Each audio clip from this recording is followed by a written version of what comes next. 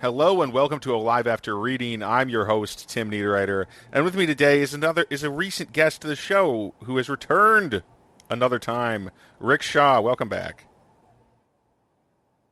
Thank you so much, Tim. I appreciate it. It's great to have you back, Rick. I mean, we chatted earlier this year, I think. Yeah, it must have been earlier this year, and you had one book in this series out, and now you've got another. Is that true? I have. We talked last time. I just released Genesis Renewed, the opening to a series, post-apocalyptic pandemic, and late last month, the second book in the saga, Oaths and Odysseys, came out.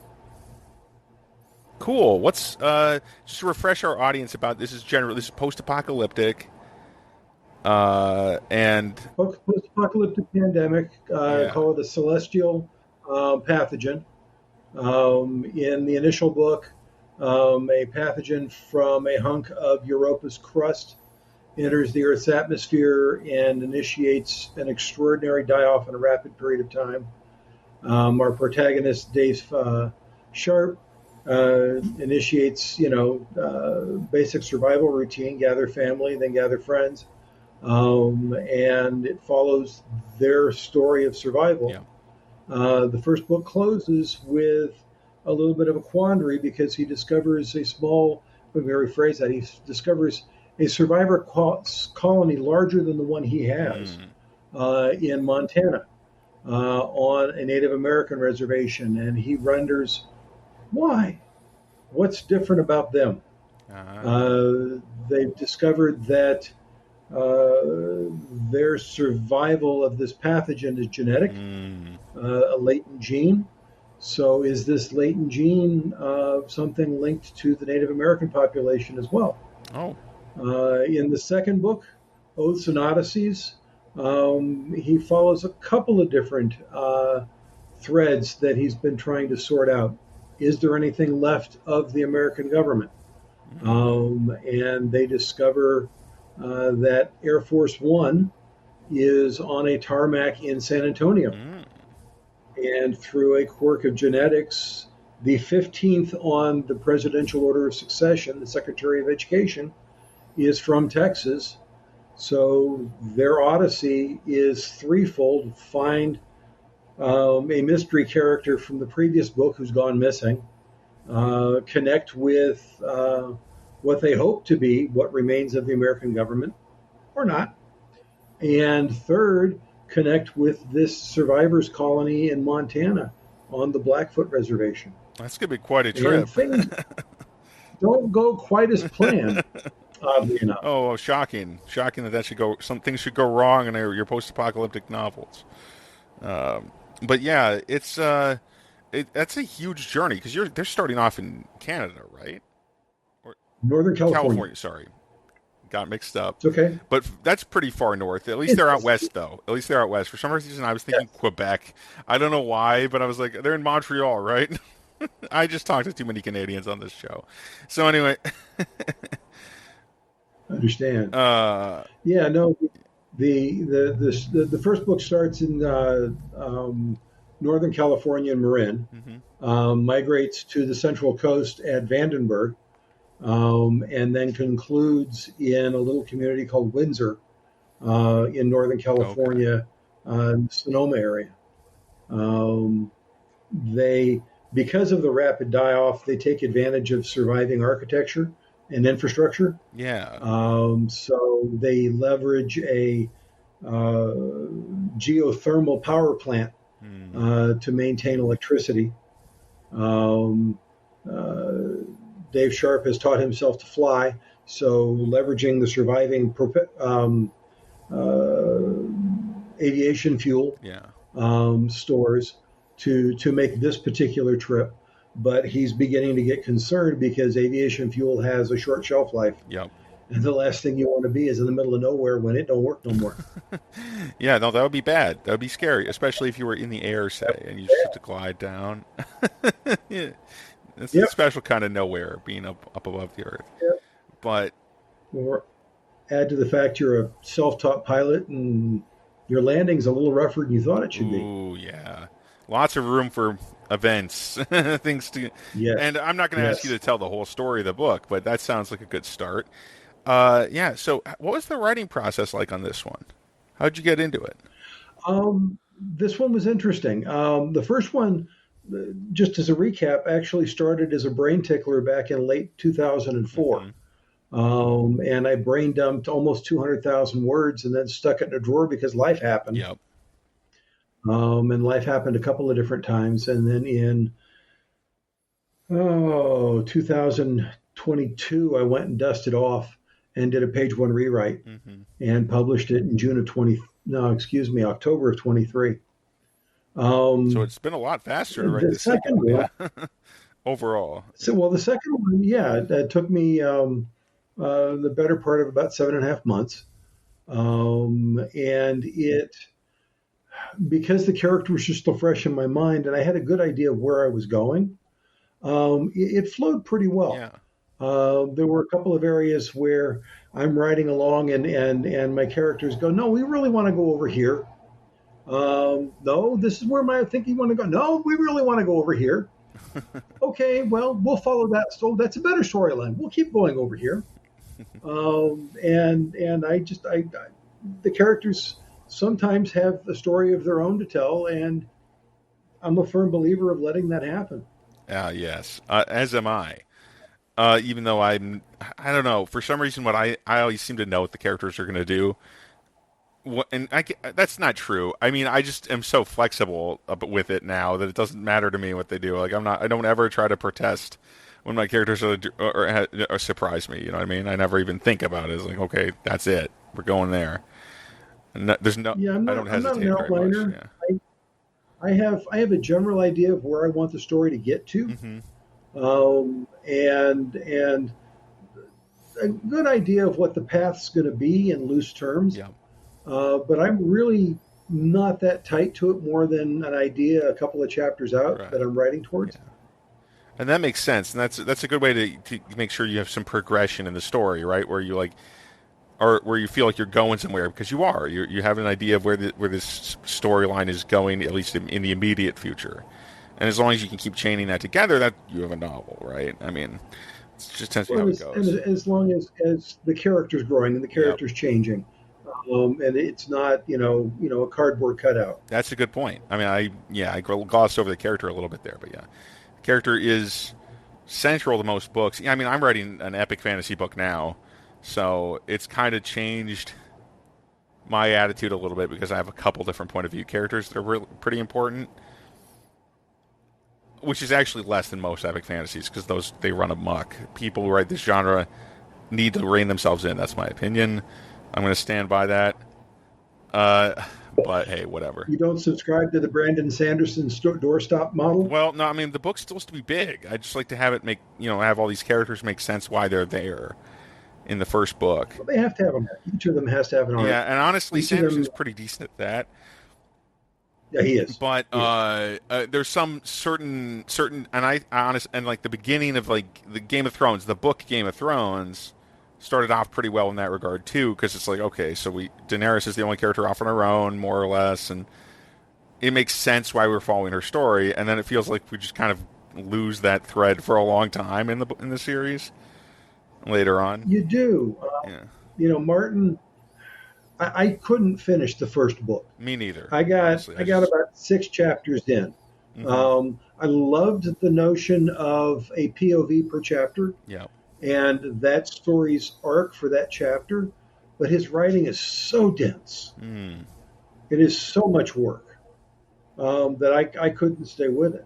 It's interesting you say that. I mean, I never noticed his writing being particularly difficult or annoying, but I am a big time fantasy reader. That's my favorite genre, so maybe he didn't seem as obtuse to me for whatever reason. Also, I was an English major, so I was used to reading pretty obtuse fiction at that point. Well, see, I was a history major, so I'm used to reading the obscure. Yeah. Um, but you know, I forced myself to finish King's the Stand. Mm. I really forced myself to do it. And of course, the edition I was reading was the author's Oh edition, yeah. so 1,162 That's the pages. edition I had. Uh, I didn't finish it. I oh didn't finish it man, yet. Maybe and someday. it's a good story. Hmm. In concept and arc, it's a good story. But that 1,100 pages could have been told in 600 easy. Yeah, and 600 isn't a short book either. I mean, why make it 500, No. like double the length when you already have a huge book there? Well, now, to his credit, he acknowledges that he suffers from diarrhea of the word Right. processor, his phrase. Yeah. So, and, at this point in his writing, nobody's going to edit King. Yeah, that's why they went back and released the author edition because they retroactively did it to the Stand too. Because the Stand originally was like, what is it, 800, 1,000 pages, something like that. It wasn't that Something long. like It that. was not 1,200 pages Um, or whatever. Anyway, but I mean, it's interesting that he is. I mean, okay. So I tended to think King was deceptively not as prolific as people say until I remembered that his books are so long. That's one of the things. I mean, if it's kind of like, I mean, if you're publishing one book every year, yeah, that's a fairly healthy rate for a traditional author, especially back in the day. But if you're publishing one book that's 900 pages long every 6 months, well, now we're saying, okay, that's significantly more than that one book in a year, no matter how oh, long yeah. a normal book is, another book. But and most authors don't come out with a book every year when they're traditionally published. So and King would do more than one No, because he'd have pen names. there's some that I really enjoy reading. Mark Greaney um, uh, has the Gray Man series, which is political thriller. Hmm. And he ended up co-writing, I believe, 7 novels in the Clancy universe. Okay. 4 of them or 5 of them with Tom Clancy, and then a few others after Hmm. that. And he got himself into a 2 book a year cycle, Nice. where he would do a Clancy book a year and then his Gray Man series a year. And now that he's not doing Clancy, he's doing a Gray Man a year, and he's co-authoring with someone or doing another cycle. So he's still trying to keep that same cycle, I mean, that's and probably a lot is healthier. successful. Speed wise, that's pretty reasonable though. Yeah, it Depending is. on how long those books are, though. I'm like seriously, because yeah, how long is this new book? Do you have a page count or a word count Um, you can share with us? the first book was almost 500 Yep. pages. Quick look at the back page. I'll take that back. 450. Still good sized book. The second one's not quite that Yep. dense. It's not quite 300. Okay, so it's a little speedier. That's more A little but speedier, that's still more my that's actually more my pace when I think of the books I want to read. but Just it's under 300 is more but it's my style but it's most of the time. also a shorter time span. Oh, The okay. first novel covers about 18 months in time. The second novel only goes about 3 months. Ah, okay. So yeah, so you're just compressed. So in that, yeah, I don't know. I'm not going to math it out. There doesn't have to be math on this podcast. I'm trying to figure out what the ratio was, but never mind. So Rick, you have this. Is this going to be a trilogy, or do you have more than 3 books Um, in your head for this? Do you think? I my initial expectation with this was 4 to 5 Okay. books, depending on how I feel about the arc with Hmm. the character and the community. But I've interrupted that arc slightly in that the current work I'm working on is still in that universe, but it is a I don't say a splinter. The technical term for it, you're an English major, is a paraquel. It is parallel to the initial story and timeline, but with a different character. Okay. Um, when I started the original novel, I got about 15,000 words in, and my mind went, "Wow, what if I take this premise and instead of my main character being an adult high school history teacher with a Marine Corps background, my main character is a college student in the middle of BFE nowhere, Saskatchewan, with no life skills." Ouch. Yeah. A lot harder. It seems like And maybe. because the survival math, you don't want to do math, but is 7 figures to the right of the decimal. Ooh, okay. When you've got an Earth population of 8 billion and your survival rate is 6 zeros and a 3, That means the worldwide population now is around 25,000 people, Whoa. 20,000 people, which means the survival population in Canada is about 200 people, Yikes. which means suddenly he's literally the only person in Saskatchewan or close to it. Oh, wow. That's pretty bleak. And Yeah, well, pretty and tough situation. the, the genetic survival gene touches his family. So in theory, his father and his sister survive, but neither of them can handle the weight, psychological weight of this massive Hmm. die-off, and he's on his own. Right. Uh, Yeah, yeah. Did you mention this one to me on the last one? I think you may have, because that's probably where I I got may the have. Canada I may, thing from this time. I was that getting is where you mixed got up. the Canada thing. So his arc for the first 10 chapters are dealing with the death of his community, and Hmm. now he's alone. And then the next 15 chapters, 18 chapters are him navigating his way through the perils of Saskatchewan and dealing with animals and weather and fire and gosh, how the hell do I do this to Right. survive? And then the last third of it is coming across a small survivors colony in central Montana Hmm. and finally reaching his objective in Northern California. Okay. Yeah. So that one's how far along are you on that one? Is it more or less wrapped, or are I you heading in? am, well, and it's interesting. I'm actually working from an outline on this Ah, one, and it's okay. proving to be a little more difficult than I expected. And the reason I'm calling it an outline is because I took a screenwriting class Mm. and I took a short story that I had written and gotten published in one of J.R. Handley's anthologies and fleshed it out into a full arc. And I'm now taking that full arc and novelizing it. Okay. Yeah, that makes sense. Yeah. So, So its working title is Genesis Alone. okay. My objective is to have that done by mid October so that I can take it to the conference in Vegas in November. Okay. So you're going to, is that 20 books to 50K? What used to be 20 Okay. books to 50K, it's now called Author Oh, Nation. really? Okay. See, I'm behind on the times. Author Nation, huh? Well, Craig Martell ran into some health issues, Mm. and rather than hand off the brand that he built, he handed off the hotel reservations and the Hmm. contracts. And the guy who took it over, Joe Solari, is building a new brand around it. Oh, interesting. Okay. I'm familiar with Solari a little bit. Um, so do you have any plans? I mean, I mean, any plan? Why do you want? Are you taking it there to sell copies? Is that the idea? You sell Yeah, some copies the to other last day people is at the what they call convention? rave. Yeah, there's a readers event at the end on Mm, that Friday called Rave.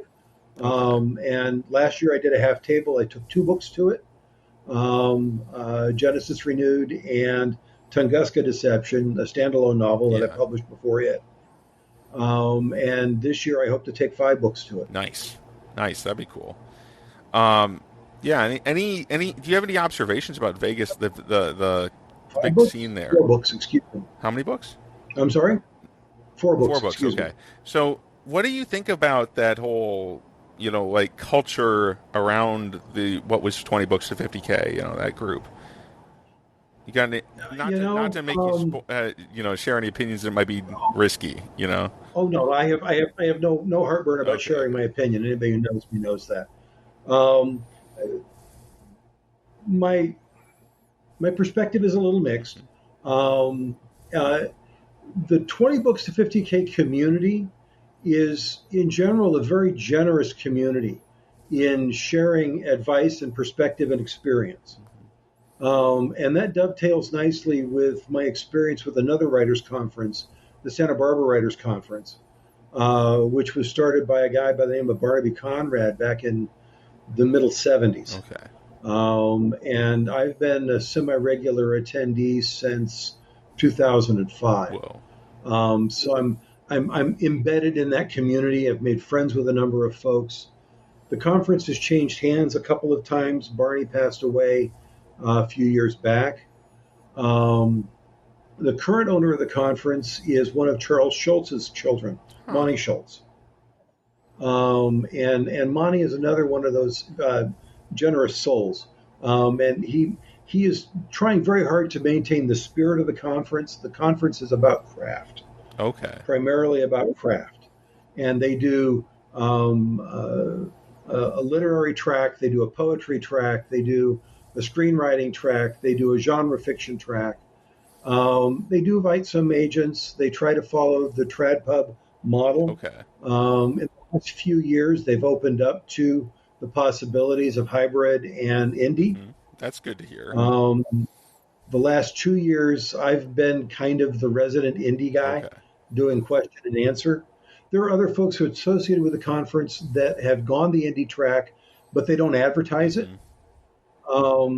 I was asked to do a Q&A table. So I'll set up appointments and do 15, 20-minute Q&As for folks who are curious Okay. and share what I know and provide perspective on where I think, based on what they tell me, where I think they want to go and where to find the information they're looking for.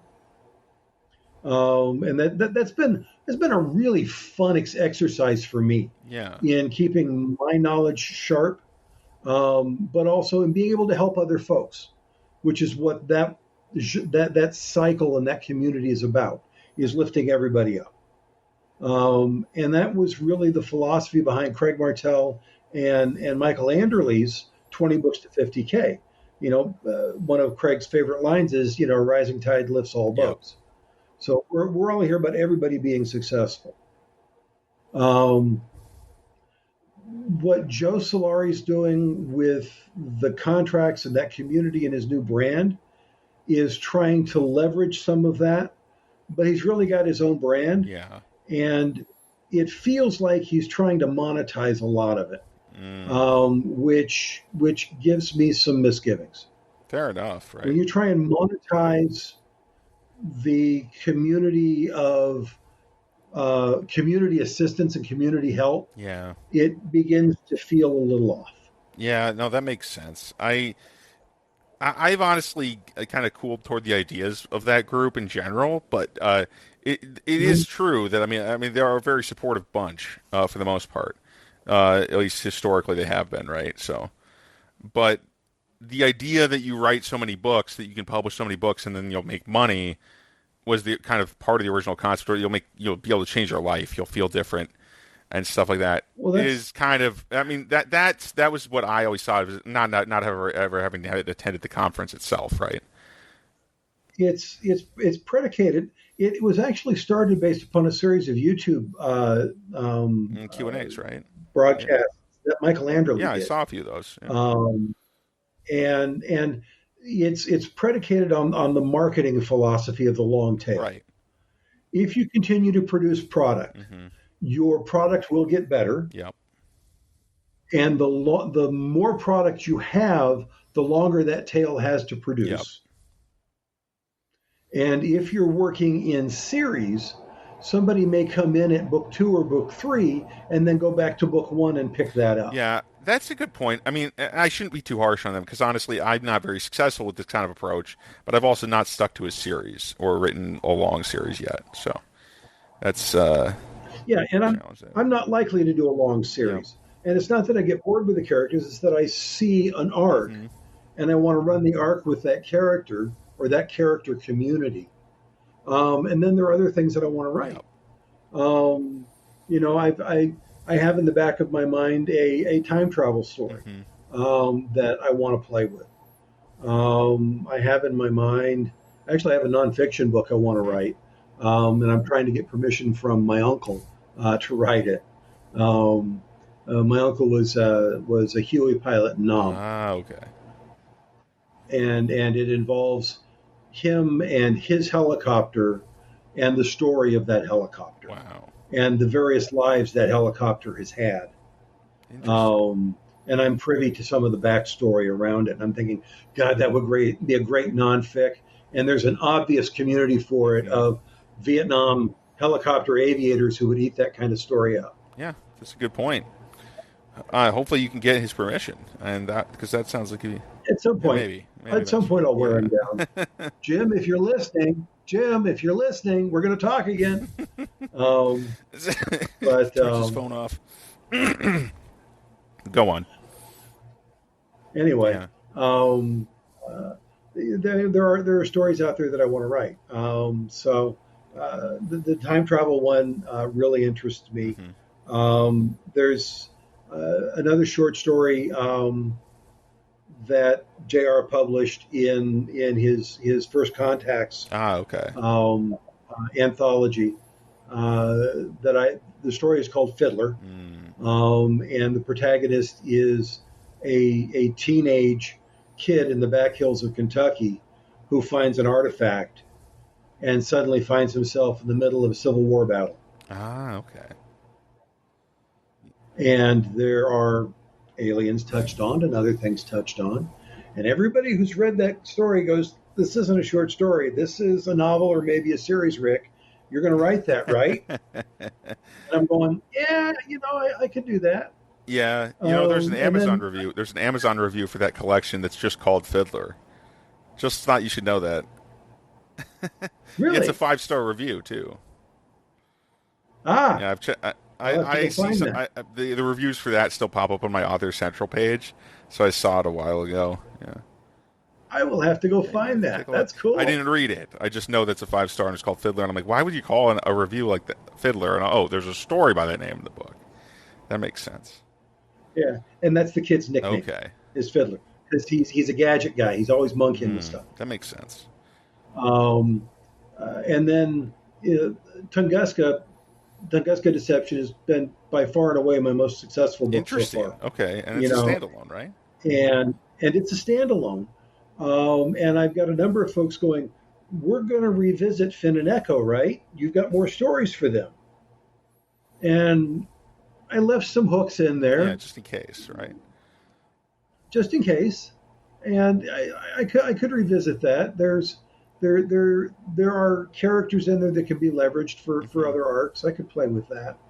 Um, but right now, my first path is finishing the Genesis saga, and then probably the time travel Okay, cycle, um, and then we'll see what happens after that. cool. Yeah, you seems like you still got plenty on your plate. Have you had any time to read lately? Oh gosh, I'm reading Terry Mixon's latest release. I think it's called Lightning Strike. Okay, is that one of the ones Um, with Jay and Cheney? yeah, Okay. that's when he's co-authoring with Cheney. Um, I got an itch to go back and reread something, so I'm also rereading Follett's Pillars of the Earth, Ah, okay. which I've reread several times. It is my favorite piece of historical fiction. Mm, I saw a couple of conversations with him, and went, God, I gotta go read that again. And that's one of those where he wrote that, and it was a standalone novel, mm. and he never intended to go back to Kingsbridge and that world. But his readers kept bugging him, going, "You're going to write another one, right? You're going to write another one, right?" And rather than pick up those characters, he's done sequels on the location. Right. So the next one was World Without End, which was focused around the Black Death, Mm, and then Column of Fire, which was focused around the Elizabethan era, okay. Yep. Elizabeth the Yep. First. He did a prequel, so the origins of the Kingsbridge community Mm. at this crossroads and this river crossing. Um, and the most recent one he did was set in Napoleonic time, Wow. Okay, I didn't know about that one. all set around Fascinating. Yep. Kingsbridge and the community, but picking another series of historical events to build around it. That's amazing. I think that's such a cool way to do a series, It's like a brilliant. standard series, you might say, but fantastic. And I've heard that one said that that's like a saga, right? It's like a people that's the Yeah. genre that falls into now because of the way he wrote the sequels and prequel. Oh, yeah. and they're all incredibly well written. They're incredibly well rounded characters. The only one that I wasn't fully on board with, and I'm going to go back and reread because I was rereading it at a time in my life where it might not have clicked Hmm. well. Is the second one, World Without End, because I really felt like he could have done more with the Black Death as a character, Ah, yes, yeah, as a as an driver in the element, yeah. story, and yeah, and I want to go back and revisit it. That's interesting. He did another trilogy Hmm. that he called the Century series Hmm. that runs from pre World War One through the election of Obama, Wow, how long is that? 3 books and or 10 books? it's Oh three wow, books, okay. three books, four families: a Russian family, a German family, an English family, or Brit family, and an American family. All of them are tangentially involved with major players Mm, on the world stage.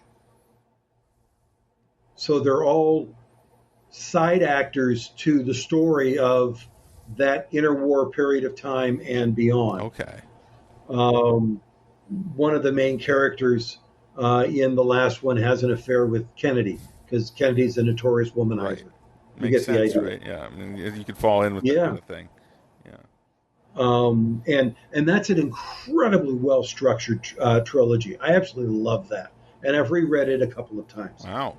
Big Follett fan here, and no shame on that. That's not. He's not. I mean, I haven't read a ton of his work, but I've enjoyed what I have read. I was a huge fan of his thriller stuff. Okay. I loved Eye of the Needle. Oh, that's the one I have. I Yeah. loved that kind of stuff, his early stuff. Hmm. Um, and when Pillars came out, I went, really? Historical It fiction? obviously blew you Come away. on, buddy. Eventually. So good.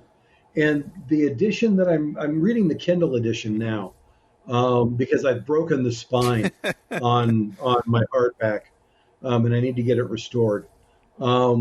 He has a preface and a forward in the Kindle Hmm. edition that tells the story of how Pillars came to be. And it was a 10-year cycle for him of this story and this itch and his lifelong fascination with cathedrals and how all of that aligned. And that in and of itself is a fascinating story.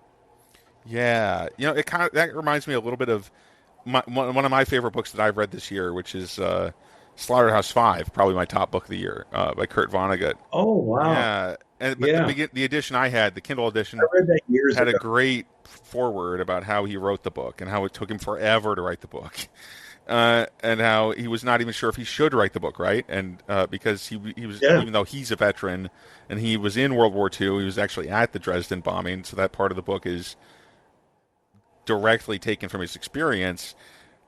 There's also this element there where it's like, okay, he didn't think he could. I mean, he had people telling him he could. You can't show a war and make it anti-war, right? That's never going to happen because just by there's a certain philosophy on that. Hooker did that with Catch Yeah, there 22. are philosophy. There's just this philosophy there. You can't show war without glamorizing it Sure. because making anything dramatic makes it kind of more inherently attractive just because of the drama. I think but I think he pulled it off too. I think Vonnegut did a good job with it. Oh, I think he did absolutely did a brilliant job with it. But Catch 22 and MASH Yeah, are both very anti-war, and still tell the story right. fictionally of that little corner. That makes sense. And I mean, the other thing about MASH in particular, as I understand it, is that it's even though it's about it's set in the Korean War, right? But it's really more about the Vietnam War era, that period, in No, that's true. in like spirit, right? Though I mean, I'm not sure Yeah, how different it would necessarily be in vibe if you were in a military hospital or whatever in Korea versus Vietnam.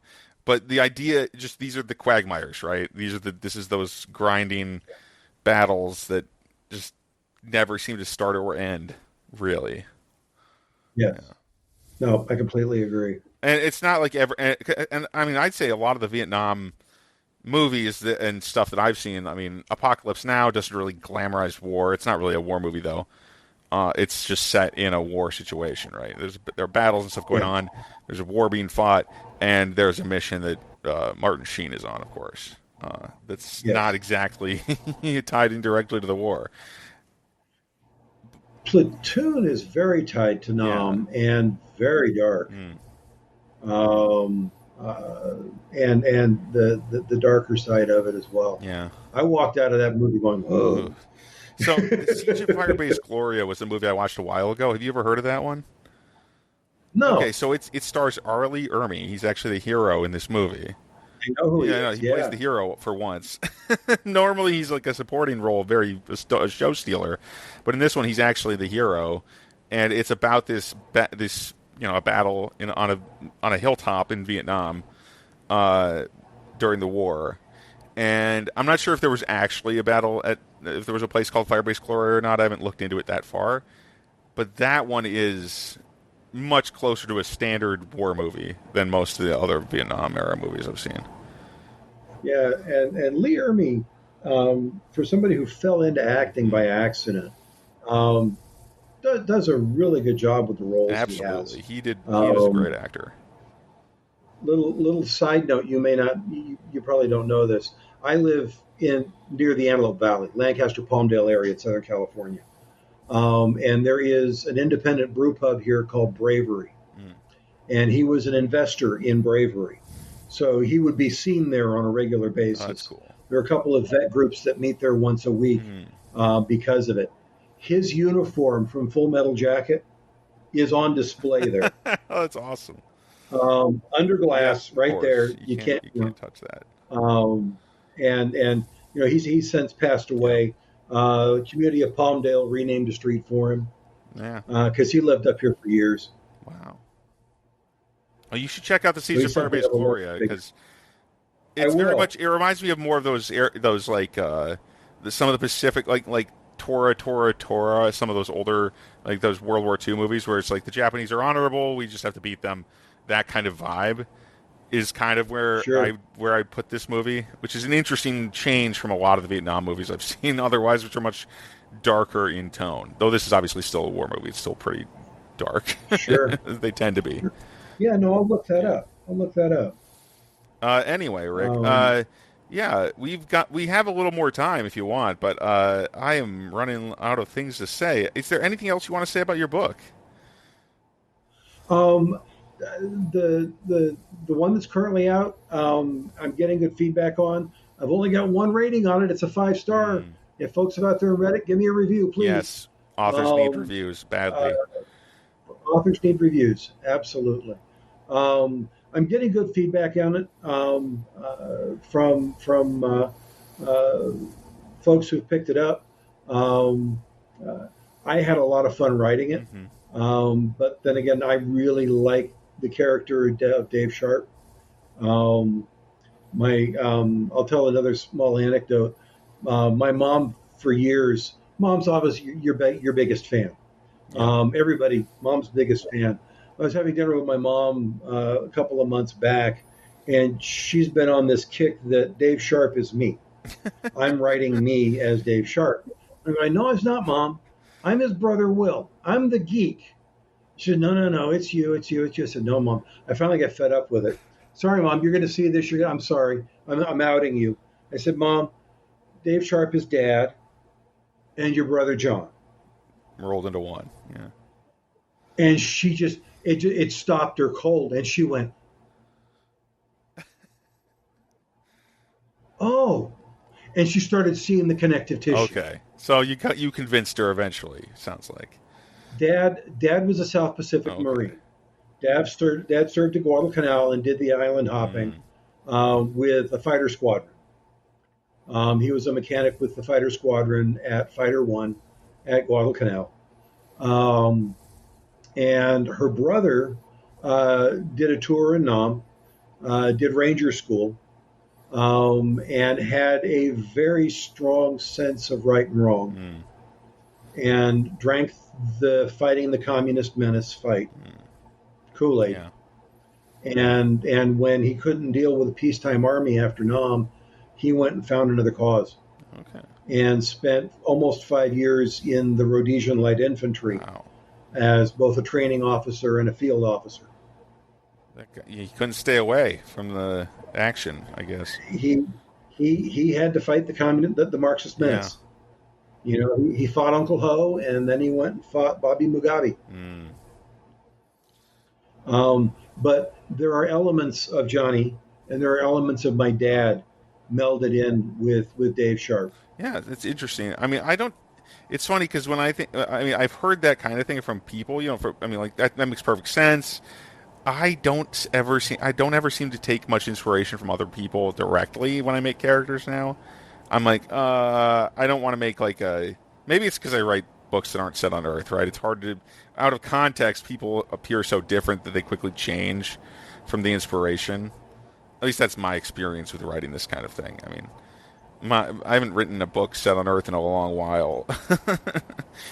uh, Yeah, no, most of my mainline characters have some element of connective tissue with someone who's crossed my path through the years. cool.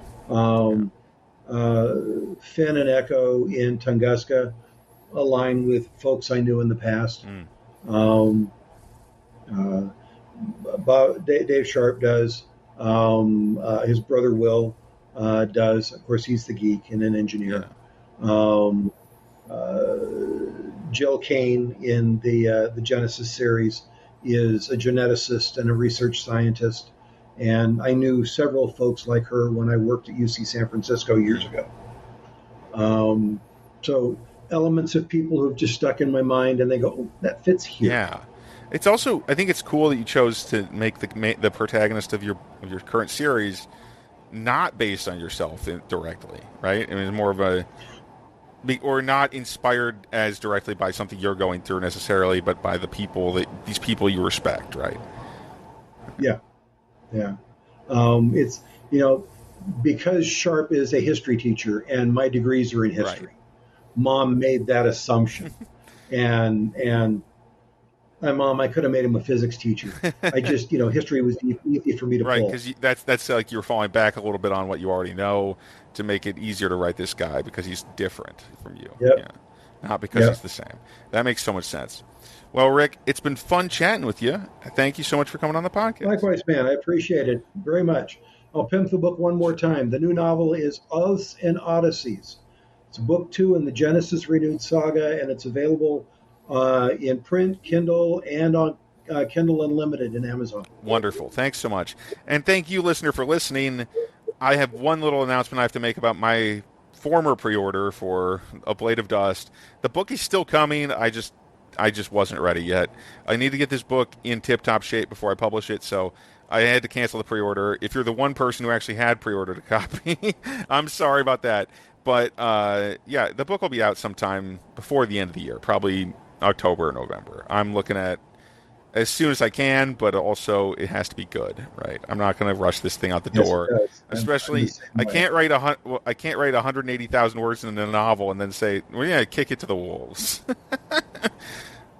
Just like that, yeah. Got to do the editing. Got to make sure it's all done right.